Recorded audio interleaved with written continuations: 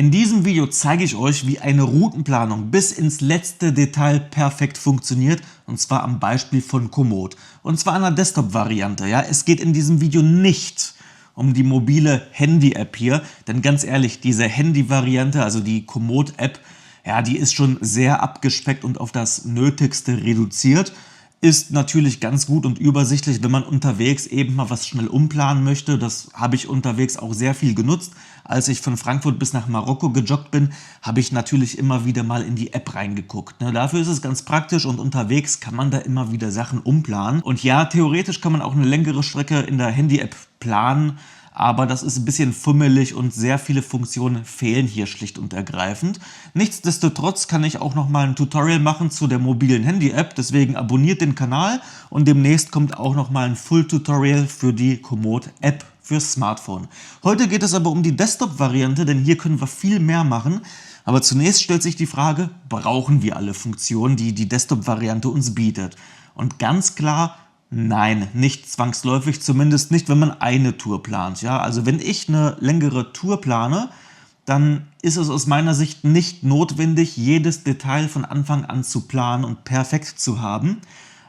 Ich würde eine Tour pragmatischer planen und ein bisschen schneller, ja, weil am Ende funktioniert die Planung in der Praxis nie so ganz, wie man sich das vielleicht am PC noch vorgestellt hat. Deswegen wäre das Zeitverschwendung. Nichtsdestotrotz zeige ich euch heute alle Funktionen, weil es kann immer mal eine Situation geben, wo ihr genau diese eine Funktion gerade benötigt. Und deswegen legen wir los und das wird jetzt so ein Komoot Deep Dive und nicht unbedingt ein Tutorial, wie ich jetzt eine echte Tour Schritt für Schritt planen würde. Ja, ich will euch einfach alle Funktionen einmal zeigen. Wenn wir uns dann bei Komoot einloggen, dann sieht die Startseite in etwa so aus, also das ist hier so ein Feed und das ist so ein bisschen wie bei Social Media. Ist jetzt nichts, was aus meiner Sicht nötig ist. Ich nutze die Funktion nicht, deswegen überspringe ich das mal, denn es geht um die Routenplanung. Wenn wir oben rechts auf unser Profilbild klicken, dann sehen wir auch schon, wo die ganzen Sachen gespeichert sind. Also alle Touren, die wir geplant haben, die noch ausstehen, die finden wir hier im Ordner geplant und die fertig absolvierten Touren sind dann bei gemacht gespeichert. Wir sehen hier auch noch die Highlights und hier haben wir unsere gespeicherten Kollektionen. Das Ganze synchronisiert sich logischerweise mit der Smartphone-App. Das heißt, wenn ihr hier eine neue Tour hinzufügt, ist die in eurem Account gespeichert und dann habt ihr das automatisch auch auf dem Handy. Das ist ja logisch. So, bei Touren ist das so ein bisschen wie so ein Social-Media-Aspekt. Man kann sich hier Touren angucken von anderen Leuten.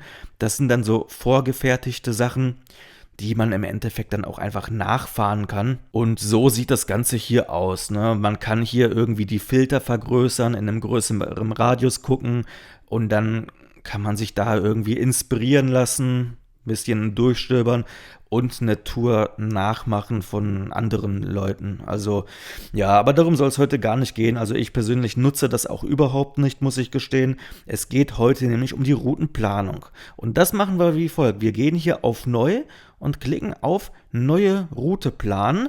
Und bevor wir jetzt mit der Planung fortfahren, würde ich euch zunächst einmal die Arbeitsoberfläche erklären. Und dazu klicke ich mir mal schnell irgendwas zusammen, damit wir einfach ein bisschen mehr Details sehen in der Arbeitsoberfläche. Also, wenn wir das jetzt hier so machen, dann haben wir links einen Infobereich. Und im Infobereich sehen wir jetzt auch schon so eine kleine Vorschau von der Tour. Also das ist mit Fotos untermauert, Das sind einfach Fotos aus der Community. Sprich, Leute, die an diesen Stellen hier auf der Route entlang gekommen sind, haben an bestimmten Punkten einfach Fotos gemacht. Und das sehen wir hier als kleine Vorschau. Beziehungsweise mit knapp 600 Fotos ist die Vorschau jetzt nicht ganz so klein. Aber da kann man sich so einen groben Überblick darüber verschaffen, was einen auf der Tour erwartet. Dann sehen wir hier im Prinzip unsere ganzen Wegpunkte. Wenn ich jetzt hier einen Wegpunkt hinzufüge, dann sehe ich den hier und die Fotos verändern sich logischerweise auch. Wir sehen hier verschiedene Warnungen. Wenn wir hier jetzt reingehen, sehen wir, anscheinend führt die Route durch ein Naturschutzgebiet. Das heißt, wir sehen hier verschiedene Warnungen und so weiter. Also wir sehen hier verschiedene Infos, Links zu der Tour. Alles klar, das ist ja schon mal ganz nett. Und dieses Fenster links können wir uns zuklappen, indem wir auf diesen Pfeil draufdrücken. Das funktioniert mit allen Fenstern, die können wir hier auf- und zuklappen. Dasselbe ist unten, das können wir uns hier auch zuklappen, wieder aufklappen und im Detail nochmal angucken. Und unten sehen wir dann auch schon das Höhenprofil. Also, ich gucke mal, ob ich noch einen größeren Berg finde, damit man das deutlicher sieht. Ja, nicht, ja, es ist eine etwas flache Gegend verglichen zu dem, was ich hier vor mir habe, aber gut. Wir sehen hier das Höhenprofil und alles, was grün ist, ist jetzt so mehr oder weniger flach. Gelb ist dann so ein bisschen steiler, das sind dann vielleicht so 6-7% und die roten Sachen, das ist dann alles so über 12%. Das wird dann rot. Das heißt, je stärker das hier eingefärbt ist, desto ja, steiler ist es. Und wenn es dann ins Dunkelrote oder fast schon ins Schwarze geht, dann haben wir hier eine wirklich sehr krasse Steigung, die sich kaum noch fahren lässt, so ungefähr. Ne? Aber das ist dann so das Höhenprofil und anhand der Farben erkennen wir, wie steil das Gelände in etwa ist. Ja, so viel zum Höhenprofil. Also wir sehen jetzt hier, diese Route hätte zum Beispiel auf 70 Kilometer knapp 1000 Höhenmeter. So sieht das Ganze aus. Und wir können das Ganze jetzt auch nochmal berechnen. Was wäre, wenn wir schneller unterwegs sind? Zum Beispiel, wenn wir sagen, wir sind jetzt eher schnell unterwegs, dann bräuchten wir für diese Strecke knapp 4 Stunden, ne? Mit einem 18er Schnitt. Und das ist auch ganz cool, weil der Schnitt hier, der passt sich an, denn je mehr Höhenmeter wir haben und desto schlechter der Weg ist, dann verändert sich hier dementsprechend die Durchschnittsgeschwindigkeit. Das heißt, das passt sich so immer ein bisschen an die jeweilige Route an. Wenn wir jetzt rechts auf den Info-Button klicken, dann sehen wir hier auch eine grobe Aufschlüsselung der Steigung. Und links davon können wir uns aber auch noch andere Sachen angucken. Wir können jetzt vom Höhenprofil wechseln in die Ansicht Oberflächen und Wegtypen. Und jetzt sehen wir zwar immer noch das Höhenprofil, aber diesmal sind nicht die Steigungen farblich gekennzeichnet, sondern die Wegoberflächen. Das heißt, wenn wir jetzt hier aufs Graue klicken, dann sehen wir, das ist eine asphaltierte Straße, ne? Das steht da Asphalt und Straße. Das Türkise hier wäre immer noch asphaltiert, aber ist diesmal ein Fahrradweg. Das heißt, da werden wahrscheinlich keine Autos unterwegs sein. Und ja, dann gibt es hier noch einen Weg, der besteht aus festem Kies, ne? Also das ist ein Schotterweg, typisch Gravel. Und das Braune hier, das wäre jetzt ein Single Trail S1. Ne? Also wir haben hier einfach verschiedene Oberflächen- und Wegbeschaffenheits-Sachen, die wir uns angucken können in der Karte. Und wenn wir jetzt mit dem Rennrad unterwegs sind und wir wollen partout kein Gravel fahren, obwohl das mit dem Rennrad ja auch geht, solange es nicht zu lange dauert. Aber wenn wir das nicht wollen, dann könnten wir das hier entsprechend umplanen, weil wir dann direkt auf der Karte sehen, oh Mist, hier kommt Gravel, ne? Das wäre so eine Möglichkeit. Es gibt aber auch noch ganz andere Sachen. Wir können uns zum Beispiel auch noch angucken, wie das Wetter sein wird. Zum Beispiel, wie sieht es mit dem Regen aus? Dazu muss ich nur sagen, wann ich losfahre. Und vielleicht will ich heute losfahren, um 16 Uhr will ich losfahren. Und wie sieht das dann um 16 Uhr aus mit dem Wetter? Das sieht relativ gut aus. Also wir sehen, ich würde hier losfahren, da ist es bewölkt. Ja, und hier wird es dunkel, hier bin ich dann bei Sonnenuntergang und ab hier ist es klar nachts. Ist jetzt nicht so spektakulär, weil sich das Wetter nicht wirklich ändert.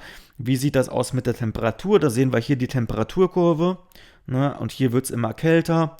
Und das Ganze sehen wir auch noch mit dem Wind oder einfach mit dem UV-Index, ne? Genau, da können wir uns das Ganze nochmal angucken und so sieht das Ganze dann in der Karte aus und jetzt sehen wir auch hier die Pfeile, die sich bewegen und diese Pfeile, das ist die Windrichtung, das heißt, ja, wenn ich hier bin, dann kommt im Prinzip der Wind von rechts aus Fahrtrichtung und hier dreht er dann und kommt von links. Hier hätte ich dann Rückenwind, hier oben habe ich ein bisschen Gegenwind. So sieht das Ganze aus und dann kann ich einfach den Wind abschätzen. Wie stark ist der Wind? Naja, der bläst hier mit 10 km/h, 9 km/h, später wird das schwächer, 5 km/h, 1 km/h, der ist hier fast windstill. Ne? Also wir sehen hier einfach, wie stark der Wind sein wird. Das sind dann einfach so die Wetterdaten. Und links in der Zeile kann ich das jetzt einfach wieder löschen, indem ich hier die Auswahl der Wetterdaten lösche. Und dann müsste auch gleich die Ansicht hier verschwinden. Und das wäre im Endeffekt auch hier die Ansicht unten. Die kann ich mir jetzt wieder zumachen. Hier sehen wir den Maßstab. Genau, wir können uns das Ganze auch noch in 3D angucken, wobei das hier, sage ich mal, eher klein sein wird, der Effekt in 3D, weil wir hier keine riesigen Berge haben. Wir gucken mal, ob man den Unterschied erkennt. Ja, so ein bisschen, ne? Das ist natürlich in den Alpen, sieht das dann wieder viel spektakulärer aus, aber man kann sich das im Prinzip in 3D angucken. Man kann die Karte zentrieren. hier die Ansicht drehen und so weiter. Also das sind hier so die Spielereien auf der rechten Seite. Hier sehen wir noch die Einstellungen, da würde ich jetzt nicht so viel machen. Die Frage ist, will ich auf den Wegen bleiben oder Offroad planen? Und die Funktion mit einem Klick immer planen, ja, finde ich nervig, aber ich kann euch das mal zeigen. Da könnte ich immer mit einem Klick im Prinzip ein neues Ziel angeben und auf die Art und Weise, ja, weiter planen. Gut, das möchte ich aber nicht, weil ich finde das etwas nervig, die Funktion. Das wären hier die Einstellungen und hier können wir uns den Karteninhalt angucken. Oben, da gehen wir gleich noch etwas drauf ein, auf den Karteninhalt. Ich scroll mal schnell durch. Wir sehen hier Sachen, die wir uns anzeigen lassen können. Also, wir sehen hier dieses Orangene, das sind Highlights. Das heißt, jemand aus der Community hat diesen Weg markiert und gesagt, hey, die Marktstraße in Marbach am Neckar, die ist schön, hier sind ein paar Fotos drin, eine Beschreibung und ein paar Bewertungen. Ne? Das sind im Prinzip die Highlights und ja, die kann man immer wieder mal in eine Tour integrieren, ist immer wieder ganz nett, weil das sind einfach Sachen, die vielleicht Locals empfehlen, die da aus der Gegend kommen und da kann man sich dran orientieren. Also wir können hier im Karteninhalt uns die Highlights anzeigen lassen oder eben ausblenden. Ich kann auch in der Karte sagen, dass ich mir vielleicht die Kilometer anzeigen lassen will, die Entfernungsmarker. Das heißt, ich sehe hier 50 Kilometer, 60 Kilometer, 70 Kilometer, ne? Das heißt, ich sehe dann immer so eine Kilometerangabe in der Route. Das kann ich mir hier im Karteninhalt anzeigen lassen, die Entfernungsmarker, die Highlights, das hatte ich euch ja schon gezeigt. Es gibt aber auch noch andere Orte, die ich mir anzeigen lassen kann. Zum Beispiel bestimmte Points of Interests. Denn eventuell weiß ich nicht, ob ich die Tour schaffe. Das heißt, ich gucke, ob es in der Nähe Bahnhöfe gibt. Vielleicht will ich am Ende pennen, will mir einen Campingplatz anzeigen lassen. Unterwegs will ich vielleicht auch was essen gehen. Eine Fahrradreparatur wäre sicherlich ganz nett. Möglicherweise muss ich unterwegs nochmal in den Supermarkt Proviant auffüllen. Und wenn es keinen Supermarkt gibt, naja, dann kann ich runterscrollen und mir zumindest mal Trinkwasserquellen anzeigen lassen.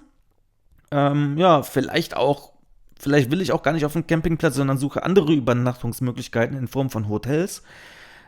Oder ich will einfach in regelmäßigen Abständen einfach mal Tankstellen einplanen, wenn ich beispielsweise durch die Nacht fahre, weil nachts sind natürlich die Supermärkte geschlossen und so kann ich die Tankstellen nehmen, um da unterwegs nachts einzukaufen, falls ich irgendwie eine 24-Stunden-Tour mache oder so, ne? Und wenn ich einen Powernap machen will, dann kann ich mir hier Sitzbänke, Picknickplätze anzeigen lassen oder auch irgendwie Schutzhütten, wo finde ich denn die Schutzhütten? Da sind Schutzhütten, die kann ich natürlich auch nehmen anstatt Sitzbänken und Picknickplätzen. Also ihr seht, es gibt hier verschiedene Kategorien für Points of Interest, die ich mir jetzt hier so in der Karte anzeigen lassen kann. Wenn ich mir natürlich alles anzeigen lasse, dann wird die Karte relativ schnell unübersichtlich. Deswegen kann man sich hier auch nur die Sachen anzeigen lassen, die einen in dem Fall auch interessieren. Und genau, das ist im Prinzip der Karteninhalt, den ich hier nochmal so ein bisschen feinjustieren kann. Und so sieht das Ganze im Endeffekt aus. Ne? Das ist die Arbeitsoberfläche. Und zu den Karten gibt es natürlich noch unten links hier dieses Icon, das sind die Karten. Denn ich habe die Möglichkeit, mir verschiedene Karten anzugucken. Also das standardmäßig ist das jetzt die Komoot-Karte, so sieht sie aus. Ja, ich kann mir aber auch die OpenStreetMap-Karte anzeigen lassen, die OpenCycleMap. Oder wenn ich in der Komoot-Karte bin, dann kann ich das auch überlagern mit Fahrradwegen. Also ich kann jetzt hier die Fahrradwege mir nochmal angucken. Dann sehen wir verschiedene Radfernwege. Ne? Hier sehen wir einen Radfernweg, der ist jetzt in lila gekennzeichnet. Irgendwelche lokalen Radwege sind dann hier grün unterlegt. Und die habe ich jetzt in der Standardkarte quasi nicht. Ne? Und das Ganze geht auch mit Wanderwegen. Ich kann mir Wanderwege anzeigen lassen, Fahrradwege oder Mountainbike-Trails. Ne? Also das sind hier die verschiedenen Wege. Es gibt aber auch noch die Möglichkeit, sich Heatmaps anzugucken. Da gehe ich später nochmal drauf ein. Ne? Aber das wäre jetzt die Arbeitsoberfläche im Detail erklärt. Ich hoffe echt, dass ich nichts vergessen habe. Fangen wir an dieser Stelle doch mal mit einer Routenplanung an und wie die Routenplanung funktioniert. Dazu lösche ich jetzt einfach mal die ganzen Punkte wieder. Und wir fangen einfach mal bei 0 an mit der Routenplanung. Also die ganzen Wegpunkte löschen wir und jetzt haben wir eine leere Karte. Wir fangen bei 0 an. Wenn ihr jetzt mit einer Tour anfangen wollt, dann könnt ihr jetzt irgendwo in die Karte reinscrollen und an den Startpunkt klicken, wo ihr anfangen möchtet. Dann nehmt ihr die Maus, klickt dahin und jetzt könnt ihr sagen, das ist jetzt der Startpunkt. Das soll der Startpunkt sein. Es gibt aber auch noch die Möglichkeit, nach Orten zu suchen, nach Orten, Adressen und so weiter. Dazu gehen wir hier in die Spalte links, klicken auf Orte suchen und jetzt gebe ich hier zum Beispiel ein Heppenheim, Altstadt und dann kommen wir da hin und können jetzt einfach sagen, hier das als Start festlegen. Ja. Das wäre jetzt eine Möglichkeit, wie wir den Startpunkt festlegen können. Und jetzt könnten wir sagen, wo fahren wir hin? Vielleicht nach Straßburg. Und da sehe ich schon gespeicherte Highlights. Ich habe mir da mal was abgespeichert. Das ist jetzt ja ein gespeichertes Highlight von mir. Ich kann auch noch gucken, ob ich mir andere Highlights anzeigen lassen in der Karte. Da sind andere Highlights. Und jetzt kann ich ein Highlight anklicken und sagen, ich will hier zum Hauptbahnhof, dann fahre ich mit dem Zug zurück. Das heißt, Hauptbahnhof ist jetzt als Ziel festgelegt. Alles klar? Und ja, jetzt habe ich im Endeffekt auch die Route geplant. Ne? Das sieht so aus und wir können uns natürlicherweise auch Zwischenpunkte setzen, wenn wir so eine Route planen. Also wir sehen, einerseits habe ich natürlich hier die ganzen Highlights schon drin. Und was ist hier? Wir könnten uns zum Beispiel Schwetzinger Schlossplatz, ne? Das sieht doch ganz schön aus den Fotos, das können wir uns hinzufügen und da gehe ich einfach auf zur Route hinzufügen. So sieht das aus. Hier habe ich vielleicht einen Punkt, den will ich mir manuell reinlegen. So, in Reilingen wohnt nämlich ein Kumpel von mir und den will ich auf dem Weg besuchen. Ich kann hier beispielsweise noch was hinzufügen, ein Highlight und so weiter. Und wie sieht das aus mit Radwegen? Ja, Radwegen priorisieren sollte der eigentlich schon automatisch, weil ich habe hier Fahrrad ausgewählt, ne? Und macht er aber nicht, weil an dem Ausschnitt nimmt er im Prinzip die Bundesstraße. Und dann kann ich hier auch einfach mir das Ganze zurechtziehen, dass er hier dem lilanen Radweg fahren soll. Und auf die Art und Weise priorisiert er jetzt den Radweg, ne, an der Stelle. Na, das heißt, ich habe hier verschiedene Möglichkeiten, mir Zwischenpunkte zu setzen. Denn ganz ehrlich, wenn ich jetzt nur einen Punkt nehme von A nach B, da ist Komoot nicht so gut drin. Also es funktioniert, aber es kann halt sein, dass es vielleicht doch Abschnitte gibt, die nicht so schön ist oder irgendwelche Trampelpfade, die nicht wirklich geeignet sind, um damit mit dem Fahrrad zu fahren. Und deswegen würde ich euch auf jeden Fall empfehlen, in Komoot nochmal die Route so nachzufahren und zu gucken, ob das auch alles einigermaßen fahrbar aussieht und dass er dann nicht irgendwelche komischen Sachen da ja in die Route reinmacht. Da würde ich nochmal drauf achten auf jeden Fall. Das heißt, man sollte das schon nochmal kontrollieren, weil sich blind auf Komoot zu vertrauen, kann etwas gefährlich sein. Und jetzt stellt sich die Frage nach den Routing-Präferenzen, denn es gibt hier auch verschiedene Sachen, ja, wie man das Ganze nochmal verfeinern kann. Wir gehen hier nochmal links in die Route, also wir sehen hier unsere Ansicht, ne, so sieht das Ganze aus. Hier sind ein paar Fotos und wir sehen hier jetzt auch im Prinzip die ganzen Wegpunkte. Also wir starten in Heppenheim und enden am Hauptbahnhof in Straßburg und hier sehen wir die Wegpunkte.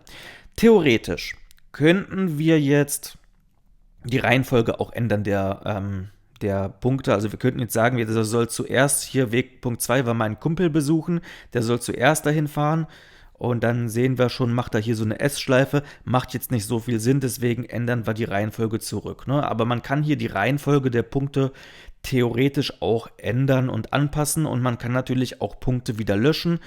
Das zeige ich euch gleich. So, wie können wir jetzt die ganzen Präferenzen ändern? Also, ich habe es schon gesagt, Komoot macht manchmal komische Dinge und man sollte sich nicht blind auf Komoot verlassen. Es gibt hier verschiedene Routing-Präferenzen, die wir angeben können. Wenn wir jetzt hier die Sportart auswählen, ist das so das Erste, was wir machen sollten. Das heißt, wir sollten angeben, sind wir zu Fuß unterwegs, mit einem Mountainbike, Rennrad oder Gravel. Aber Achtung, für eine Tour würde ich euch nur empfehlen, entweder auf Rennrad zu klicken oder auf Fahrrad. Mountainbike und Gravel kann ich nicht empfehlen, zumindest nicht bei längeren Touren. Was ist das Problem bei Gravelbike? Wenn ich das jetzt auf Gravelbike stelle, dann Ja, passiert Folgendes, der will halt überwiegend Trails fahren und nimmt öfter mal irgendwelche super kleinen Trails, super kleine Wege, die sehr oft einfach gar nicht mehr fahrbar sind. Und ja, oft haben wir dann das Problem, die sind zugewachsen, zugewuchert, Bäume umgestürzt und so weiter. Das ist dann halt echt ein echtes Abenteuer, das mit Gravelbike zu planen. Deswegen würde ich das für eine langere Tour eher lassen. Gravelbike kann man nehmen für eine Feierabendrunde. Also wenn ich sage, ich will jetzt irgendwie nochmal 3 Stunden draußen unterwegs sein und habe da irgendwie meine 50 Kilometer Runde, dann kann ich das auch als Gravelbike planen, wenn das bei mir in der Nähe ist, ich mich generell etwas auskenne, dann sehe ich ja sehr schnell, ob Komoot da Quatsch vorschlägt oder nicht. Aber bei so kleineren Touren ist Gravelbike eigentlich auch unproblematisch. Gut, vielleicht muss man dann halt mal 200 Meter schieben, aber das ist jetzt bei einer 50 Kilometer Runde kein Drama. Anders sieht es aus, wenn wir 200 Kilometer weit fahren wollen und ja, wenn ich dann halt alle 5 Kilometer schieben muss, komme ich halt nie am Ziel an. Und deswegen würde ich auf keinen Fall Gravelbike einplanen, wenn ich eine längere Tour plane, sondern Rennrad, wenn es schnell gehen muss, oder Fahrrad. So, was ist jetzt der Unterschied zwischen Rennrad? Rennrad ist im Prinzip die schnellste Route. Es ist nicht immer die kürzeste Route, aber zumindest die zeitlich schnellste Route, weil man oft eine bessere Wegbeschaffenheit hat, ja, vielleicht doch weniger Höhenmeter einplant und so weiter. Also, wenn ihr wenig Zeit habt, dann plant Rennrad, selbst dann, wenn ihr nicht mit dem Rennrad unterwegs seid. Fahrrad ist etwas anders. Bei Fahrrad priorisiert er offizielle Radwege und weniger Bundesstraße, wobei Rennrad nimmt jetzt auch nicht super viel Bundesstraße mit rein. Ne? Also die Bundesstraße kommt eher da rein, wenn es halt keinen anderen Ausweg gibt. Und Fahrrad versucht das eher ein bisschen zu vermeiden. Wenn es nicht anders geht, führt er ein, aber dann auch auf die Bundesstraße. Ne? Klar, wenn es nicht anders geht, dann geht es halt nicht. Aber generell ist Fahrrad einfach landschaftlich das Schönere. Es ist etwas ruhiger. Man hat vielleicht auch ein paar Höhenmeter mehr. Man hat aber auch eher Waldwege, ja, das ist einfach so die landschaftlich schönere Variante, die sich notfalls aber auch mit dem Rennrad fahren lässt. Also der plant da jetzt normalerweise keine Trails rein. Ja, das macht er bei Mountainbike oder bei Gravelbike. Fahrrad und Rennrad ist beides mit dem Rennrad normalerweise fahrbar. Ja, das heißt, wenn ihr die Landschaft genießen wollt, nimmt Fahrrad, wenn ihr schnell sein wollt, nimmt Rennrad. Das ist so die Kurzzusammenfassung. Das ist der Unterschied und bei Fahrrad nimmt er ja normalerweise schon die Radwege mit rein, die priorisiert er so ein bisschen, aber nicht ganz. Manchmal muss man dann einfach ja, sicherstellen, dass er auch wirklich den Fahrradweg nimmt. Hier der lilane Fahrradweg, also das lilane ist jetzt der Radweg, ne, weil man sieht es hier in der Fahrradkarte, wird das lila angezeigt. Den nimmt er nicht in dem Fall, weil es einfach ein Umweg wäre. Und jetzt können wir uns angucken, was ist das eigentlich für ein Weg? Also das Blöde ist, das sehen wir jetzt nicht, weil die blaue Linie liegt da drüber. Und jetzt können wir einen Shortcut nehmen mit der Taste M. Ja, wird das Ganze ausgeblendet, dann sehen wir die Route nicht mehr und wenn wir die Taste M loslassen, dann sehen wir die blaue Route wieder. Und ja, in dem Fall ist es eine Bundesstraße. Und wenn wir jetzt möchten, dass er den Radweg auch auf jeden Fall nimmt, müssen wir hier einen Zwischenpunkt setzen und auf den Radweg verschieben. Dann nimmt er den Radweg wieder. So können wir im Endeffekt ja die Radwege priorisieren, ist aber teilweise etwas manuelle Fummelarbeit, weil Umwege will er ja normalerweise nicht unnötig machen und dann nimmt er halt doch die Bundesstraße. Ein Kompromiss wäre aber hier vielleicht diese Straße zu nehmen. Das wäre jetzt so eine Idee. Es gibt aber auch noch andere Routing-Präferenzen und das können wir uns hier angucken, indem wir hier unten auf dieses kleine Symbol klicken, auf dieses Filtersymbol. Und jetzt könnten wir uns auch Radwege raussuchen. Zum Beispiel können wir sagen, wir wollen den ruhigsten Weg nehmen, den malerischsten Weg, also den landschaftlich schönsten Weg mit den meisten Highlights. Wir könnten vielleicht aber auch den Weg nehmen mit den meisten Höhenmetern. Also dass wir quasi um jeden Hügel drumherum fahren. um uns die Höhenmeter zu sparen, oder wir nehmen den kürzesten Weg. Also wir haben hier verschiedene Präferenzen. Wir können uns aber auch verschiedene Vermeidungen einrichten. Zum Beispiel wollen wir keine Fähren jetzt wählen, weil am Rhein, ja, gibt es nicht überall Brücken und manchmal will er einen dann auf die Fähre schicken. Wenn wir da aber zu spät abends ankommen, gibt es vielleicht gar keine Fähre mehr. Deswegen vermeiden wir das jetzt einfach mal. Und auf Treppenstufen habe ich auch so gar keinen Bock. Also die will ich auf jeden Fall nicht drin haben. Und das sind jetzt einfach Vermeidungen, die kann man sich jetzt hier einfach, ja, konfigurieren. Aber das Ganze hier hat einen Nachteil, und zwar die ganzen Routing-Präferenzen hier, wie geringste Höhe, malerischste Route und so weiter. Das funktioniert nicht bei jeder Routenlänge. Und ich habe so die Erfahrung gemacht, bis 250 Kilometer vielleicht funktioniert das. Wenn man aber längere Etappen plant von 500 Kilometern oder mehr, dann funktioniert die Berechnung einfach nicht mehr. Das schafft er dann einfach nicht mehr. Das heißt, wenn man jetzt eine längere Bikepacking-Tour plant von vielleicht 2 Wochen, dann kann man diese Option hier einfach nicht nutzen. Außer man plant jede Tagesetappe separat, dann würde es gehen. Aber die gesamte Route, ja, das funktioniert hier leider einfach nicht. Aber wenn man das einfach auf der Standardeinstellung lässt, dann funktioniert das eigentlich über jede Länge. Selbst 10.000 Kilometer sind da gar kein Problem. Und wenn wir jetzt links in die Leiste gucken, dann sehen wir hier neben dem Filtersymbol aber auch noch die Option Hin- und Rückweg. Ich klicke da jetzt einfach mal drauf und dann schauen wir, was passiert. Und ja, die Strecke ist jetzt auf einmal 344 Kilometer lang, aber das Blöde ist jetzt, wir gucken mal, das Blöde ist jetzt, der will jetzt mehr oder weniger fast denselben Weg wieder hin und zurück fahren. Gut, nicht ganz, weil ich habe hier Zwischenpunkte gesetzt. Die Zwischenpunkte, die nimmt er jetzt nur auf dem Hinweg. Ja, aber das ist meistens, wenn man gar keine Zwischenpunkte gesetzt hat, dann nimmt er einfach denselben Weg wieder zurück und das ist doch eher blöd. So, wie kann man das Ganze schöner machen, wenn man zum Beispiel eine Rundtour planen will? Machen wir das mal. Und zwar, ja, das wird jetzt eine lange Strecke, ist aber auch egal. Ich würde das manuell machen. Das heißt, ich würde mir hier ein neues Zwischenziel setzen und vielleicht einfach ein paar Highlights reinsetzen und so weiter. Und genau, dann machen wir das Ganze mal, ne? Also wenn ich jetzt will, dass das ein Zwischenpunkt ist, das kann ich euch ja nochmal zeigen.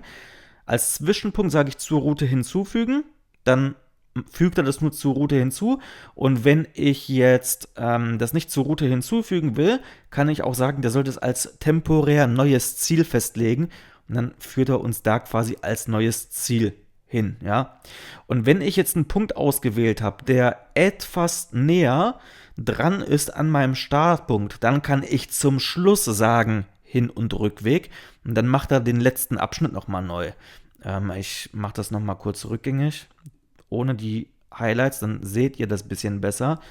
Also, das war jetzt zurück, genau. Und jetzt gehe ich nochmal auf Hin- und Rückweg und dann macht er dieses letzte Stück nochmal automatisch. Das ist im Endeffekt, wie ich eine Rundtour planen würde. Also ich würde nicht nur A nach B und dann Hin- und Rückweg dran klicken. Also Komoot erfordert einfach ein bisschen manuelles Eingreifen und dann kriegt man aber auch eine sehr schöne Rundtour hin. Ja, 700 Kilometer hatte die Rundtour jetzt, kann man vielleicht in 2 Tagen ganz gut machen. Ja, an einem Tag ist das eventuell machbar, aber ja, weiß ich nicht. Ob das dann noch Spaß macht, das ist vielleicht ein bisschen zu viel für einen Tag. Aber in 2 Tagen ist das ja ganz gut machbar, also jetzt so eine Rundtour. Und genau, so würde das Ganze aussehen. Wie sieht das Ganze jetzt mit dem Höhenprofil aus? Gucken wir uns das doch mal an. Also wir haben hier jetzt Berge, ne? Wie sieht das mit den Oberflächen aus? Ja, doch überwiegend gute Radwege. Hier haben wir ein bisschen Bundesstraße und die Bundesstraße ist auf einem Berg. Da stellt sich natürlich die Frage, kann ich die Höhenmeter jetzt vermeiden? Hier ist der Berg und möglicherweise kann ich mir ja hier einen Zwischenpunkt setzen und hier das Ganze ja drumherum planen und gucken, wie ich die Höhenmeter vermeide, indem ich hier ein bisschen rumplane. Und dann sehe ich ja unten in der Ansicht hier, ob die Höhenmeter geringer werden oder nicht. Und jetzt müsste ich im Prinzip mir eine Route suchen, die weniger Höhenmeter hat. Das ist jetzt hier der Fall, aber das ist ein bisschen fummelig.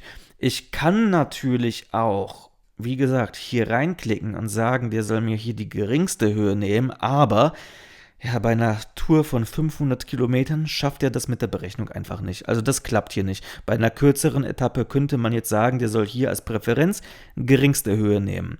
Wenn ich jetzt aber eine lange Tour nehme, dann schafft er das nicht von der Berechnung und dann muss ich einfach hier manuell ein bisschen hin und her klicken und schauen, wie ich das mit der Höhenmeter gefixt bekomme. Das heißt, ich klicke jetzt hier immer auf die Gipfel drauf und dann gucke ich, wenn ich auf dem Gipfel bin, ob es nicht eine Möglichkeit gäbe, hier die Route zu ändern, um vielleicht da die Höhenmeter anzupassen. Und dann wird das auch etwas geringer. Also wir sehen hier, knapp 4600 Höhenmeter waren das. Und wenn ich das jetzt nochmal wiederhole, dann ja, spare ich mir 250 Höhenmeter. Also man kann das hier so ein bisschen anpassen und die Höhenmeter vermeiden, aber sehr gut funktioniert das aktuell noch nicht, zumindest nicht bei längeren Strecken.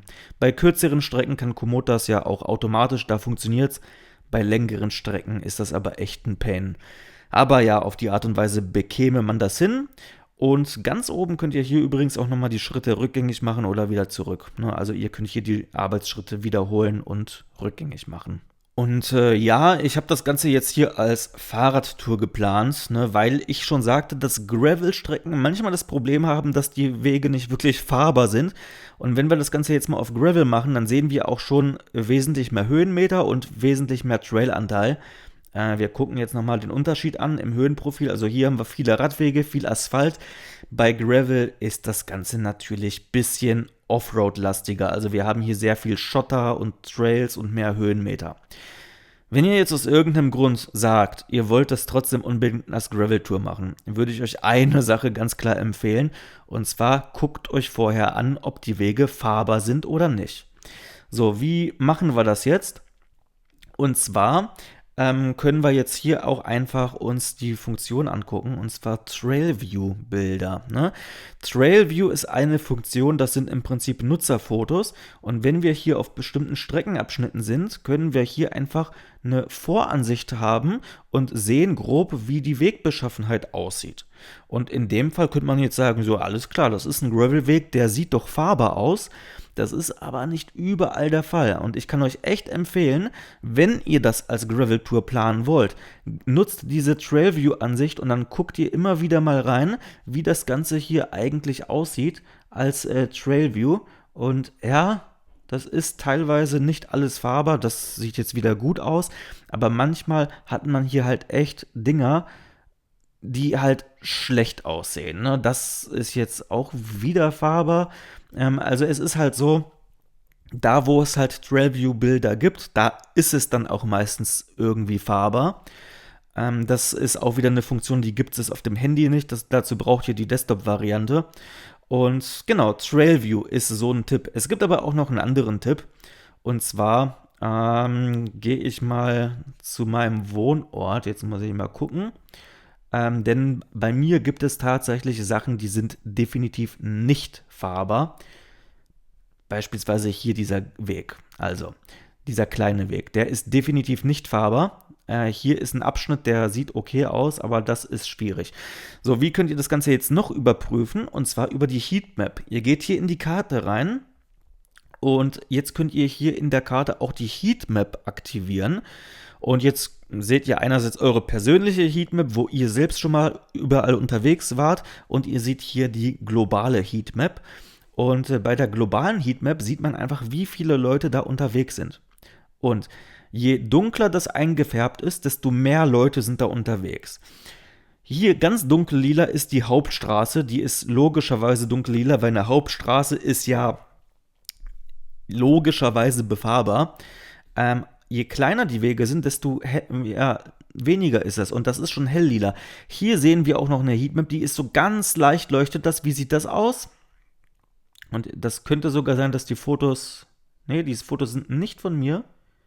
Ja, krass. Ich dachte, die Fotos könnten von mir sein. Auf jeden Fall ist das hier schon mal sehr, sehr schlecht fahrbar oben. Aber ey, es geht noch, ne? Nur wenn ihr dann einen Weg habt, wo es gar nichts gibt, wie den hier, dann könnt ihr euch auch sicher sein, dass es nicht befahrbar ist, weil wäre das befahrbar, dann hätte das ja jemand vorher schon mal gemacht. Und das Ganze könnt ihr hier nochmal konfigurieren. Ihr könnt euch nämlich hier die Heatmap angucken. Das ist jetzt für alle Sportarten. Ihr könnt jetzt aber sagen, ihr wollt jetzt nur die Heatmap haben für Radfahren. Und dann verschwinden die ganzen Wanderwege schon mal, weil es gibt ja durchaus Stellen, die sind zu Fuß vielleicht irgendwie machbar, aber halt nicht mit einem Gravelbike. Und ja, dann könnt ihr das eben auch nach Sportart hier filtern und seht nur die Heatmap für Fahrradfahren. Und ja, wenn Komoot euch vorschlägt, hier so einen Weg zu nehmen, wo vorher noch nie jemand lang gefahren ist mit dem Fahrrad, dann würde ich die Route umplanen. Also Heatmaps in Kombination mit der Trailview-Funktion sind auf jeden Fall ein Werkzeug, das ich euch empfehlen würde, wenn ihr doch vorhabt, das Ganze auf Gravel zu stellen. Und dann müsst ihr einfach ein bisschen vorsichtiger planen. Wie sieht das jetzt aber aus, wenn ich Abschnitte planen will, die Offroad sind, weil es da keine Wege gibt? Ich weiß aber, dass man da lang fahren kann, weil ich da vielleicht schon mal war. Oder weil ich das in einer Satellitenansicht sehe. Also beispielsweise kann ich euch sagen, dass man von hier, von Punkt 12 nach Punkt 13 kommt. Das geht. Aber wir sehen hier gar keinen Weg. Also da ist nichts. So, wie machen wir das Ganze jetzt? Und zwar müssten wir uns hier einmal, ich würde jetzt hier noch einen Punkt reinsetzen, damit der nicht springt. Und hier einen Punkt. Und den klicke ich jetzt drauf und da gehe ich auf den Haken als Off-Grid-Segment festlegen. Ja, da mache ich jetzt einen Haken rein und dann wird das als Off-Grid-Segment festgelegt. Und genau, dann kann ich hier im Prinzip von hier das als, ja, oder ich glaube, das war der Weg, so ging es, da kann ich das als Off-Grid-Segment festlegen. Und ab hier, da mache ich mir einen neuen Punkt und da kann ich den Haken quasi wieder wegmachen. Das heißt, der plant diesen Abschnitt jetzt als Off-Grid-Segment. Und das kann ich jetzt auch irgendwie abgleichen und Zwischenpunkte setzen, wenn ich weiß, wie der Weg da grob lang führt. Keine Ahnung, ne? Und jetzt könnte ich mir so im Prinzip auch Streckenabschnitte reinlegen. Falls Komoot der Meinung ist, da gibt es keine Wege, dann kann ich das da trotzdem so reinlegen. Und dann habe ich hier einfach nochmal einen Abschnitt reingelegt, wo es eigentlich gar keinen Weg gibt, laut Karte. Ne, das wäre auch eine Möglichkeit, was dann eher für Gravelbiker relevant ist. Allerdings würde ich das nur dort machen, wo ihr euch auch wirklich auskennt. Auf die Satellitenansicht würde ich mich nicht zwangsläufig verlassen, weil manchmal sieht man da Wege, aber die sind abgezäunt, aber den Zaun sieht man halt in der Satellitenansicht nicht. Ja, und dann denkt ihr, ihr könntet da lang, aber in der Praxis geht es dann doch nicht. Deswegen macht es nur dort, wo ihr euch wirklich auskennt und da könnt ihr irgendwie so Abkürzungen nochmal reinplanen. Sinnvoll einsetzbar wäre sowas beispielsweise, wenn man Schlafspots einplanen will auf einer Mehrtagestour und man weiß jetzt, da ist halt irgendwas im Wald versteckt, da sieht mich keiner, da kann ich mich zum Pennen hinlegen, dann könnte ich mir da einen Schlafspot hinlegen. Und wenn ich das schon mal weiß und weiß, ey, alles klar, das Ding ist einfach als Schlafspot super geeignet, dann kann ich mir hier auch ja, das Ganze speichern. Ich kann hier vielleicht nochmal mit der Satellitenansicht abgleichen, ob ich da den Schlafspot erkenne. Weiß ich nicht, möglicherweise war das hier diese Lichtung.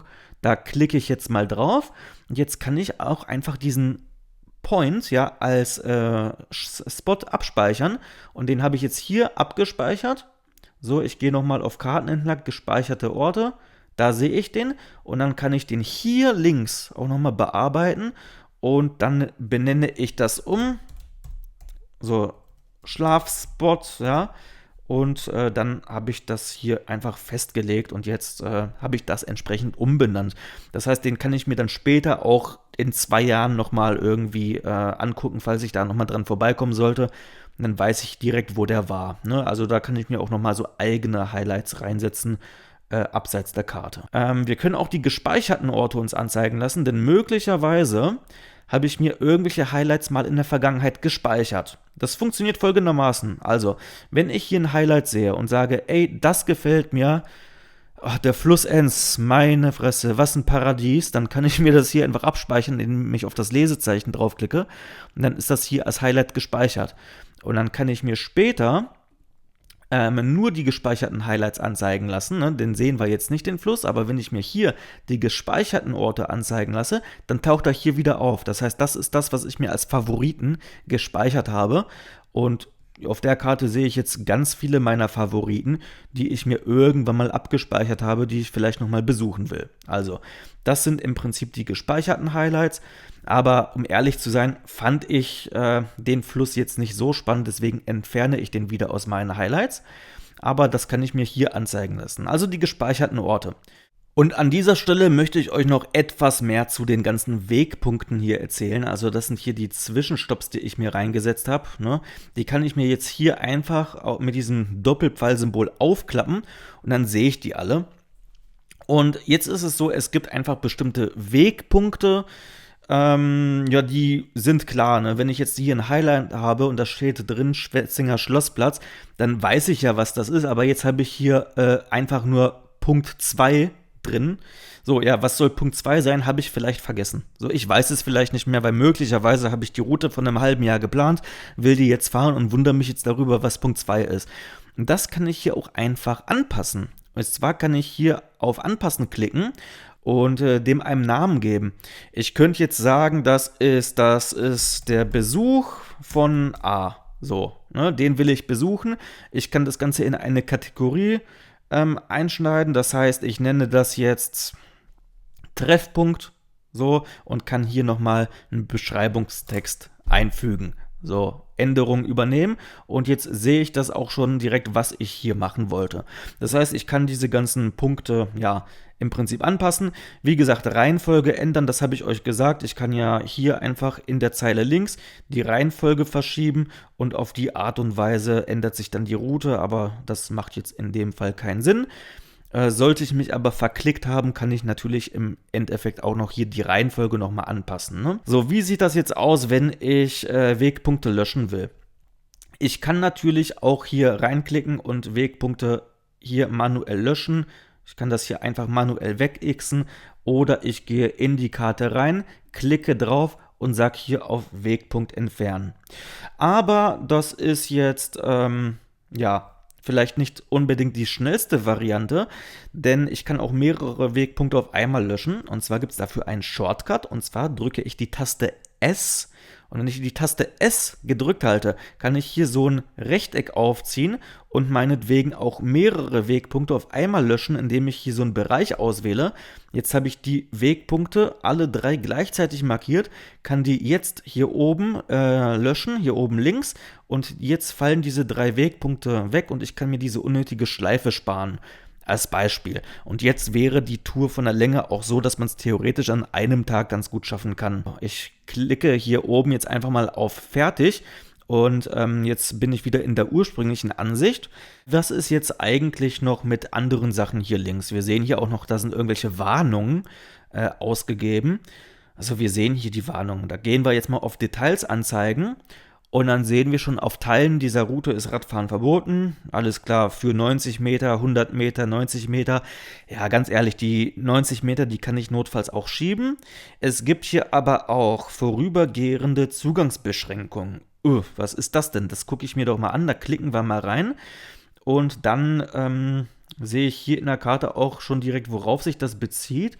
Und das ist hier dieser Streckenabschnitt. Ja, das scheint mir jetzt ein normaler Radweg zu sein. Das kann natürlich auch ein Fehlalarm sein. Ich würde aber auf sowas immer achten, wenn ihr zum Beispiel eine Alpenüberquerung macht, weil es gibt schlicht und ergreifend Alpenpässe, die im Winter gesperrt sind und erst im Juni geöffnet werden. Und wenn ihr jetzt sagt, ihr macht Mitte Mai eine Alpenüberquerung, dann kann es sein, dass da halt so ein Pass noch gesperrt ist. Und da würde ich auf jeden Fall diese Warnhinweise von Komoot beachten. Ja, enthält einen Off-Grid-Abschnitt, das ist das, was wir jetzt selbst festgelegt hatten vorher, enthält einen sehr steilen Anstieg. Ja gut, der sehr steile Anstieg ist jetzt auch nur 82 Meter lang. Das ist hier vorne, gut, das, ganz ehrlich, das kann ich ja auch notfalls schieben. Enthält Abschnitte, die über Stufen erreichbar sind, ne, aber das sind jetzt irgendwie immer nur so 8 Meter und so. Naja, das ist egal, ich könnte aber notfalls mir die Vermeidung einrichten, dass ich keine Treppenstufen haben will. Und notfalls muss ich hier eben, wo ist denn das? Ja gut, da sind jetzt Treppenstufen für 8 Meter. Mein Gott, ich sehe, da ist auch ein Weg daneben, dann kann ich mir das auch hier nochmal vermeiden und jetzt fahre ich um die Treppenstufen drumherum. Ne? Es gibt hier aber auch noch Naturschutzgebiete oder Naturparks und die sollten wir vermeiden, weil in den Naturschutzgebieten dürfen wir unter Umständen vielleicht gar nicht schlafen. Und das ist wichtig, um das zu wissen. Und wenn wir jetzt wissen wollen, ey, darf ich da eigentlich mich in einer Isomatte hinlegen? Ich meine, klar, Zelten ist ein bisschen kritischer, das wird verboten. Aber wie ist das mit sich einfach nur im Schlafsack in der Hütte legen? Dann klicken wir hier drauf und dann landen wir auch direkt auf der Homepage von dem jeweiligen Naturpark und können uns da auch die ganzen Nutzungsbedingungen im Prinzip durchlesen und welche Regeln es in dem Park gibt. Ne? Das heißt, da sehen wir das Ganze auch nochmal. Generell ist es so, dass Naturschutzgebiete super, super streng sind. In Naturschutzgebieten dürfen wir nicht schlafen normalerweise, auch nicht ohne Zelt, auch nicht in einer Schutzhütte. Aber ein Naturpark oder ein Naturreservoir ist eben kein Naturschutzgebiet. Und Naturparks, Naturreservate, Biosphärenreservate, Nationalparks, die sind meistens tatsächlich etwas lockerer als Naturschutzgebiete. Also Naturschutzgebiete sind somit das strengste, was es gibt. Aber in Naturparks könnte es geduldet sein, aber da müsst ihr euch hier einfach nochmal die Regeln durchlesen. Und notfalls plant ihr euren Schlafspot dann außerhalb des Naturschutzgebietes. Und wie sieht das ganze Naturschutzgebiet jetzt in der Karte aus bei Komoot? Das ist einfach, das sind dann einfach so dunkelgrüne Gebiete. Also das mit der dunkelgrünen Schrift hier. Ich mache mir hier diese Trail Views aus, das nervt mich gerade. Diese dunkelgrüne Schrift, das ist dann eben ein Naturschutzgebiet oder Naturpark. Und wenn das jetzt so dunkelgrün gekennzeichnet ist in der Karte, so wie hier, LSG Ravensburg, das wäre jetzt ein Naturschutzgebiet, das ist dunkelgrün gekennzeichnet und das andere ist eben nicht dunkelgrün hinterlegt. Finde ich von der Übersichtlichkeit jetzt nicht so gut gelöst bei Komoot, weil jetzt muss man sich entscheiden zwischen einem dunkelgrün und einem noch dunkleren dunkelgrün. Aber gut, man erkennt es auf jeden Fall auf die Art und Weise. Ne? Und außerhalb des dunkelgrünen Gebietes könnte ich mich jetzt zumindest mal mit dem Schlafsack irgendwo hinlegen. Zelten wird wahrscheinlich verboten sein, aber wenn ich mich jetzt hier irgendwo einfach in eine Schutzhütte reinlege, dann sollte das hier ja normalerweise unproblematisch sein. Was ist hier? Boah, da müsste ich jetzt gucken, ob diese Schutzhütte jetzt im Naturschutzgebiet ist oder nicht, weil das könnte genau am Rand sein. Aber das nur nochmal, ja, nebenbei, das solltet ihr vielleicht auch nochmal beachten. Und an dieser Stelle kann ich euch noch einen passenden Trick zeigen. Und zwar gibt es campwild.org. Dort könnt ihr im Endeffekt auch Schutzhütten euch rausfinden. Und wenn wir jetzt zum Beispiel auf Deutschland gehen, dann gucken wir uns hier mal die ganzen Schutzhütten an. So, und jetzt haben wir hier verschiedene Shelter mit Fotos normalerweise und einer Beschreibung, was da ist. So, ich kann jetzt mir hier die Koordinaten rauskopieren und das Coole in Komoot ist jetzt, ich kann jetzt auch bei Komoot Koordinaten einfügen, indem ich auf Orte suchen klicke und hier die Koordinaten einfüge. Und dann komme ich auch wieder ja, zu dem Spot. Das ist hier diese Schutzhütte in dem Fall, weil bei Komoot fehlen hier manchmal die Fotos. Ich kann mir aber auch von Google Maps aus die Koordinaten kopieren. Ne? Das geht bei Google Maps im Endeffekt so ähnlich. Ich kann jetzt einfach an irgendeinen Ort klinken, hier, keine Ahnung, Ferienwohnung, was weiß ich, oder ich klicke hier mitten rein und sehe hier auch direkt die Koordinaten, die ich mir im Endeffekt hier rauskopieren kann, um sie dann bei Komoot einzufügen und das funktioniert hier ganz genauso. Ich kann aber auch andersrum die Koordinaten aus Komoot kopieren, und zwar wenn ich jetzt hier eine Schutzhütte habe oder irgendein Highlight oder irgendeinen Punkt, ich klicke jetzt hier einfach rein, dann habe ich hier die Koordinaten und kann sie mir einfach in die Zwischenablage kopieren, indem ich hier draufklicke. Das funktioniert ebenfalls. Das ging früher in Komoot nicht, aber inzwischen ist das Problem auch behoben worden und ja, das sind dann nochmal so Tipps, falls ihr zwischen mehreren Tools hin und her wechselt, dann ist das mit den Koordinaten schon ganz praktisch. Und an dieser Stelle stellt sich natürlich die Frage, wie ist das mit Mehrtagestouren, wenn wir jetzt eine Mehrtagestour planen würden. Also zunächst einmal, wenn ich länger unterwegs bin, wie hier, das sind jetzt ja, 550 Kilometer, sagen wir, ich mache das in 2 Tagen. Vielleicht kann man das auch noch in 3 Tagen machen, ne? Dann sollte man sich auf jeden Fall bestimmte Sachen in regelmäßigen Abständen in die Route reinlegen. Also angenommen, wir haben hier jetzt die ganzen schönen Highlights und die Punkte, die wir irgendwann mal abgespeichert haben, irgendwelche landschaftlichen Sehenswürdigkeiten, die haben wir jetzt hier schon alle reingelegt in die Tour. Wunderbar, tolle Route, sehr schön, freut uns. Ja, was machen wir jetzt? Wir können im Endeffekt bestimmte Spots in die Tour reinplanen, die wir immer wieder benötigen. Und das sind hier folgende Sachen. Die Highlights und die gespeicherten Route, die will ich mir jetzt nicht mehr anzeigen lassen, weil das haben wir ja jetzt alles schon gemacht, aber uns interessieren hier die Orte. Möglicherweise muss ich irgendeinen Ausstiegspunkt einplanen, weil vielleicht, ich weiß es nicht, es kann was dazwischen kommen, ich weiß noch nicht, ob ich das schaffe und dann gucken wir einfach, dass wir irgendwie hier an einem Bahnhof vorbeikommen und den planen wir einfach so als Notfallpunkt ein. Für den Fall der Fälle, dass irgendwas schief läuft, ja, würde ich einfach nochmal gucken, wie komme ich an Bahnhöfen vorbei. Ja, das wäre eine Möglichkeit, ist aber gar nicht das Wichtigste. Denn wir brauchen ja auch noch Schlafspots. Das heißt, wir gucken uns verschiedene Schlafspots an. Das können Campingplätze sein. Das könnte notfalls aber auch eine Schutzhütte sein, sowas wie ich euch gerade auf campwild.org gezeigt habe. Das könnten aber auch Sitzbänke oder Picknickplätze sein.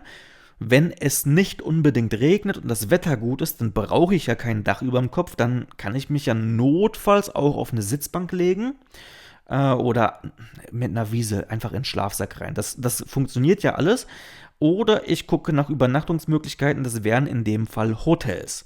Das heißt, das ist etwas, das muss ich auf jeden Fall einplanen. Und jetzt schaue ich mir einfach hier grob an, ja, wie lange bin ich unterwegs? 27 Stunden, 38 Minuten, also 28 Stunden Fahrzeit grob, dann kann ich sagen, alles klar, nach 14 Stunden will ich dann vielleicht einen Schlafplatz aufsuchen, das wäre ja sinnvoll. Und wenn ich jetzt hier unten in dieses Höhenprofil reingehe, dann steht ganz oben auch, wie viel Zeit ich dafür grob brauche. Also wir sehen, jetzt steht hier zum Beispiel oben nach 260 Kilometern 12 Stunden 16. Also dann kann ich gucken, alles klar, bei 14 Stunden ist das jetzt hier ungefähr, ist das die Hälfte der Tour. Jetzt kann ich einfach gucken, dass ich bei knapp der Hälfte, also hier, langsam anfange, einen Schlafplatz zu suchen und dann kann ich mir das Ganze auf 2 Tage aufteilen. Ne? Und jetzt sehen wir schon, was wir hier alles auf der Route haben. Und das ist ein Campingplatz, dieses Symbol, also ein Trekkingplatz. Das ist wunderbar und hier kann ich diesen Trekkingplatz auch buchen. Das ist hier so ein Trekkingplatz. Dann füge ich den doch mal hinzu und notfalls, falls ich da nichts bekomme, falls es geschlossen sein sollte, falls es nicht geht, habe ich hier Sitzbänke und Hütten. Es ist nur die Frage, ist das ein Naturschutzgebiet? Und ich glaube nicht, weil der Nationalpark hier ist dieses dunkelgrüne und ich bin hier außerhalb des dunkelgrünen Bereichs. Das heißt, ich wäre jetzt hier nicht mehr im Nationalpark und dann könnte ich hier auch vorher eine Schutzhütte aufsuchen, die wahrscheinlich jetzt zufällig sogar ein Foto hat und dann kann ich hier einfach irgendwo pennen. Ne? Das ist jetzt natürlich nichts super Großes. Man sollte da jetzt auch nicht irgendwie lagern und da irgendwie 20 Stunden rumgammeln. Das ist da wahrscheinlich nicht so gerne gesehen. Aber wenn ihr da um 22 Uhr ankommt, euch einfach mit dem Schlafsack davor legt und um 6, 7 Uhr wieder abhaut, ohne Müll zu hinterlassen, sollte sich da natürlich keiner beschweren. Aber idealerweise geht ihr auf den Trekkingplatz. Nur falls es aus irgendwelchen Gründen nicht klappt, weil der ist geschlossen oder weiß ich nicht, dann habt ihr hier immerhin einen Plan B. Und ja, was gibt es hier noch in der Nähe? Ja, Hotels sehe ich hier weniger. Ich glaube, das erste Hotel wäre dann hier. Ja, da käme ein Hotel, da kann ich das auch nochmal zur Route hinzufügen. Aber vorher habe ich hier tatsächlich keine Hotels gesehen. Ja, auf jeden Fall, das ist dann der Schlafspot, den ich einplanen würde. Und das ist so grob das, wie man planen könnte, ja. So, worauf solltet ihr noch achten? Und zwar in regelmäßigen Abständen sollten natürlich Verpflegungsmöglichkeiten reinkommen. Sprich, wenn ihr am Sonntag unterwegs seid, solltet ihr So, hier, wenn ihr am Sonntag unterwegs seid, geht ihr ins Restaurant, Imbiss, was weiß ich, essen und trinken, weil da sind die Supermärkte zu. Für unter der Woche geht ihr in Supermärkte.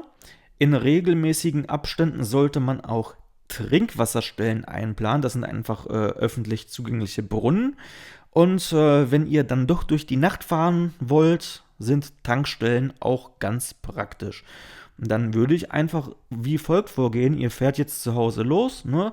Und normalerweise hat man ja vorher gepackt. Das heißt, die ersten 100 Kilometer brauchen wir nichts. Da klicke ich hier unten rein und gucke nach 100 Kilometern, könnte ich mal so langsam vielleicht was einplanen. Und gut, nach 100 Kilometern wird es vielleicht noch nicht dunkel sein. Das heißt, aber hier ist ein Supermarkt. Ne? Dann gehe ich hier zum Penny. So, den lege ich mir hier rein. So, dann bin ich eigentlich auch für die nächsten 100 Kilometer safe. Das heißt, bei Kilometer 200 gucken wir jetzt nochmal, was ist hier? Und da weiß ich noch nicht, wie spät es ist. Aber was haben wir hier? Irgendein Fastfood-Restaurant, ein Imbiss, da könnten wir rein. Wir haben hier auch eine Tanke. Aber ganz ehrlich, das ist ja eine große Stadt, da komme ich so oder so an irgendwas vorbei. Hier ist auch nochmal ein Penny, alles klar.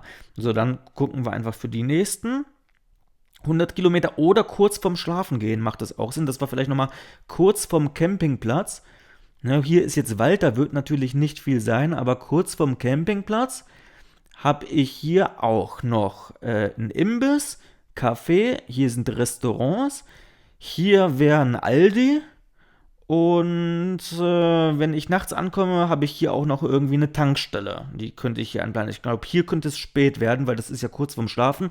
Das heißt, da gehe ich nochmal in der Tanke, hole mir irgendwie was zu snacken und was zu trinken. So, da ist der Campingplatz. Am nächsten Morgen, nach dem Campingplatz, benötige ich, ja gut, da habe ich wahrscheinlich noch eingekauft, aber eventuell ist so ein bisschen Trinkwasser nicht verkehrt. Das müsste der in der Karte auch anzeigen. Und die erste Trinkwasserstelle, die ich nach dem Campingplatz sehe, ist, ja, hier parallel ist eine Trinkwasserstelle. Hier ist eine. Aber wahrscheinlich komme ich so oder so an einem Supermarkt vorbei. Das heißt, dann kann ich auch einfach den nächsten Supermarkt hier mit in die Route einplanen. Und dann gucke ich einfach, na, nehmen wir doch den nah und gut. Na, also ich glaube, ihr wisst, worauf ich hinaus will. Einfach in regelmäßigen Ständen so Verpflegungspunkte einplanen. Wie sieht das jetzt aus mit irgendwelchen Fahrradreparaturdingern? Ja, ich würde einfach das Wichtigste mitnehmen. Und ganz ehrlich, Fahrradreparatur, plant es ein, wenn es auf der Route liegt, aber nicht allzu häufig. Und hier habt ihr die ganze Zeit irgendwie Städte, Zivilisation, hier ist ja die ganze Zeit irgendwas, ne? Fahrradreparatur wäre vielleicht etwas relevanter, wenn ihr wirklich durch kleine Dörfer fährt, wo wenig ist. Und da kann man vielleicht einmal irgendwas einfügen in die Route, wenn es kein zu großer Umweg ist, um auf Nummer sicher zu gehen. Aber idealerweise habt ihr ja euer ganzes Ersatzzeug mit. Ne?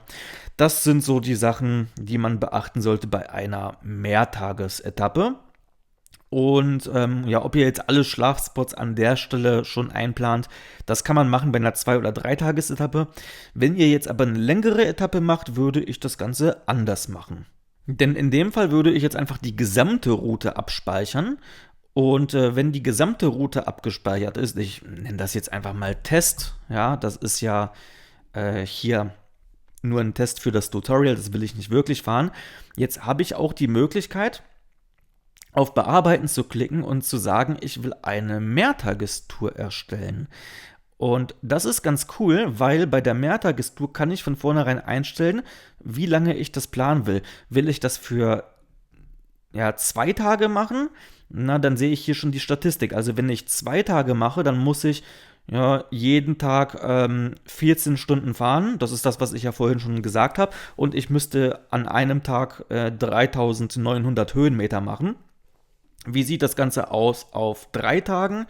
Dann sind es nur noch 2800 Höhenmeter. Und bei 5 Tagen, dann bin ich bei unter 2000 Höhenmeter. Da denke ich, das ist vielleicht auch etwas, das ist für Hobbyfahrer auch realistisch, das in 5 Tagen zu machen. 2000 Höhenmeter am Tag sollten die meisten schaffen. Ne? Und jetzt plane ich das und dann sehe ich hier auch schon die ganzen Tagesetappen. Das heißt, ich kann hier für jeden Tag kann ich die Tagesetappen nochmal anpassen. Aber selbst wenn ich das Ganze jetzt erstmal so belasse und abspeichere, machen wir das mal. Wir speichern das mal und haben eine neue Kollektion. Und zwar ist das hier die Kollektion für YouTube. Ist ein Test. Hier kann ich ein bisschen was beschreiben und dann habe ich einfach eine neue Kollektion. Was ist eine Kollektion? Eine Kollektion ist im Endeffekt eine Sammlung von einzelnen Touren. Also das muss nicht immer eine Mehrtagestour sein, sondern ich kann mehrere Touren in eine Kollektion packen. Das ist wie so ein Ordner. Sprich, das muss nicht miteinander alles verbunden sein, die Touren. Ich kann jetzt auch sowas machen wie Mountainbike-Trails im Odenwald. Und dann fahre ich da halt, dann habe ich da einfach eine Sammlung. Ne? Das ist eine Kollektion. Aber in dem Fall ist die Kollektion eine miteinander verknüpfte Mehrtagestour. Das heißt, ich habe jetzt hier sehen wir es auch schon, verschiedene Touren, Tag 1, Tag 2, Tag 3 und so weiter. So, was kann ich jetzt machen? Ich kann jetzt jeden Tag separat bearbeiten und anpassen. Und das machen wir jetzt mal. Und zwar fangen wir jetzt an mit Tag 1. Jetzt gehe ich auf Bearbeiten. Tour bearbeiten und dann sehe ich auch schon hier diesen Abschnitt und jetzt kann ich einfach dafür sorgen, dass ich mir immer einen Schlafspot suche und eine Einkaufsmöglichkeit kurz vor Ende. Das heißt, das, was wir vorher gemacht haben, irgendwie Schutzhütten, Übernachtungsmöglichkeit, keine Ahnung, Campingplatz, was es da nicht alles gibt, oder meinetwegen auch irgendwie Sitzbänke. Da will ich mir hier alles anzeigen in der Nähe. Und dann sehe ich, Moment, aber hier war ein Campingplatz. Das heißt, ich plane nur hierher, lösche den Punkt wieder. Und dann ist das eben mein Schlafspot. Und dann weiß ich, wo ich pennen werde. Und genau, gucke dann einfach noch, dass ich mir vorher irgendwie einen Supermarkt reinlege, kurz vorm Schlafen gehen, damit ich abends was essen kann. Und dann würde ich im Prinzip Tag 2 ebenfalls bearbeiten und da den Startpunkt verändern, weil in dem Fall, so, das war ja ein Campingplatz, ne? Und dann war das einfach dieser hier. Das heißt, ich würde da einfach die Tour starten lassen, wo die letzte endet. Ne? Und jetzt kann ich im Prinzip jeden Tag nochmal separat bearbeiten. Aber das Tolle ist jetzt bei diesen ganzen Kollektionen, dass das Ganze automatisch von der Länge angepasst wird. Das heißt, wenn ich jetzt hier in meine Kollektion gehe, wo die jetzt gespeichert war, das war die hier, so, dann habe ich einfach den Vorteil, dass Komoot automatisch die optimale Streckenlänge berechnet. Denn wir sehen, der erste Tag hier sind 141 Kilometer. Und der zweite Tag sind nur 105 Kilometer. Jetzt könnte man sich fragen, warum? Das ist ja nicht gleichmäßig, ja richtig. Aber der berücksichtigt ja Sachen mit wie Wegbeschaffenheit, also ob ihr Asphalt habt oder viel Gravel und Höhenmeter. Und der erste Tag ist einfach dadurch länger, weil wir hier nur 270 Höhenmeter haben. Sprich, das ist ein sehr flacher Tag. Und am nächsten Tag haben wir ganze 1000 Höhenmeter, dementsprechend ist die Strecke geringer. Aber unterm Strich sind wir an beiden Tagen 5,5 Stunden unterwegs. Ne? Das heißt, von der Zeitdauer, von der Intensität und von der Anstrengung sind die einzelnen Tagesetappen sehr gut miteinander vergleichbar. Das heißt, der passt das einfach so ein bisschen anhand von Höhe, Wegbeschaffenheit und so weiter. Und das ist eben das Tolle an der automatischen Erstellung von Mehrtagestouren. Und natürlich kann ich das Ganze jetzt verfeinern. Ne? Jetzt, wo die einzelnen Tagesetappen kürzer sind, kann ich auch sagen, dass ich am letzten Tag, da kann ich jetzt auch sagen, hier, pass mal auf, den letzten Tag, den will ich jetzt aber eher als Rennradtour planen, weil da will ich möglichst schnell sein, da will ich irgendwie nach Hause kommen, hier gibt es nicht so viele schöne Highlights und vielleicht will ich hier auch einfach die Höhenmeter vermeiden, statt die kürzeste Strecke zu nehmen, weil vielleicht bin ich gegen Ende ja schon ein bisschen fertig, ne? Und dann kann ich das immer separat voneinander anpassen. Und wenn ich meine, das ist landschaftlich schön, dann plane ich das halt als Gravel-Tour mit vielen Highlights. Und wenn ich sage, irgendwie ist Tag 5 eher ein langweiliger Abschnitt, dann mache ich den halt, dann passe ich die Route halt etwas an. Ne? Das heißt, ich kann hier jeden Tag nochmal separat voneinander bearbeiten und habe dann im Prinzip die komplette Wochentour in einer Kollektion abgespeichert und habe dann halt diesen Ordner hier mit meinen 5 Tagesetappen. Selbstverständlich kann ich aber auch eine Kollektion unabhängig von den Tagesetappen erstellen. Ich kann jetzt einfach auf Neu gehen, auf Kollektion erstellen und dann hier einfach irgendwelche Touren, die ich irgendwie mal geplant habe, in diese Kollektion hinzufügen und mir dann halt eine Kollektion erstellen, völlig unabhängig, ob das jetzt eine Mehrtagestour ist oder irgendeine zufällige Sammlung, die einer anderen Logik folgt. Im Grunde genommen war das jetzt aber auch schon alles, was man grob wissen muss. Ich hätte noch einen letzten Tipp für euch, und zwar, wenn ihr euch Schlafspots raussucht, ja. Wie jetzt hier diese Schutzhütten. Das Problem ist, dass hier einfach sehr oft die Fotos fehlen. Und da gibt es natürlich die Möglichkeit der Satellitenansicht. Aber die Satellitenansicht ist bei Komoot interessanterweise gar nicht so hochauflösend. Also man erkennt hier die Details nicht so gut, manchmal. Und da würde ich euch empfehlen, einfach auf Google Maps zu gehen in die Satellitenansicht, weil bei Google Maps sind die Fotos einfach schärfer und da erkennt man mehr Details.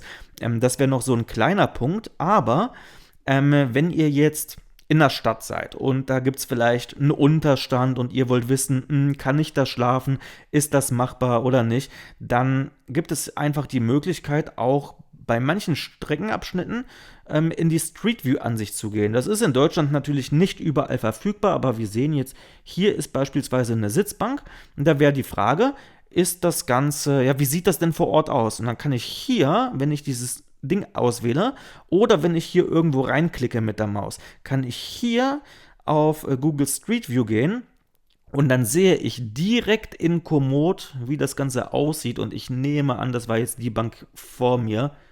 Ja, das wird diese sein.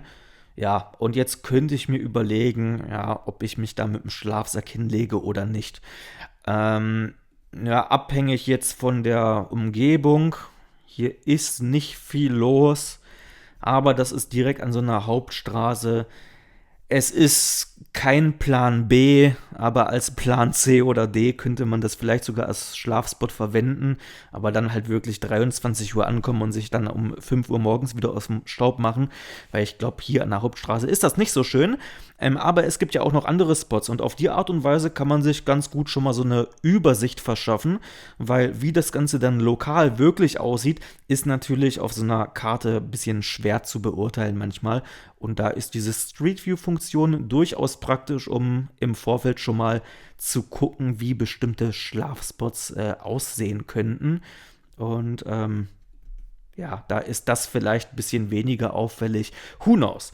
Das ist aber noch so der letzte Tipp und ich hoffe, ich konnte damit die meisten Fragen beantworten. Es ist jetzt aber ganz ehrlich so, man braucht jetzt nicht jede dieser Funktionen. Es schadet aber zumindest nicht, wenn man weiß, wo man das findet und wie man mit der Funktion zurechtkommt. Im Endeffekt, wenn ich eine längere Tagesetappe plane, würde ich die Planung aber eher minimalistisch halten, weil unterwegs kriegt man auch sehr vieles unterwegs gelöst und man muss jetzt nicht alles perfekt am PC vorher schon geplant haben. Das ist in 99% der Fälle echt nicht nötig.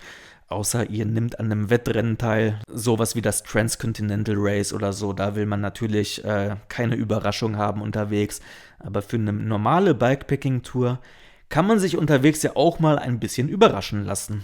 Ja, ich hoffe, ich konnte dir mit dem Video ein bisschen weiterhelfen und dir einige Komoot-Fragen beantworten bzw. vorwegnehmen.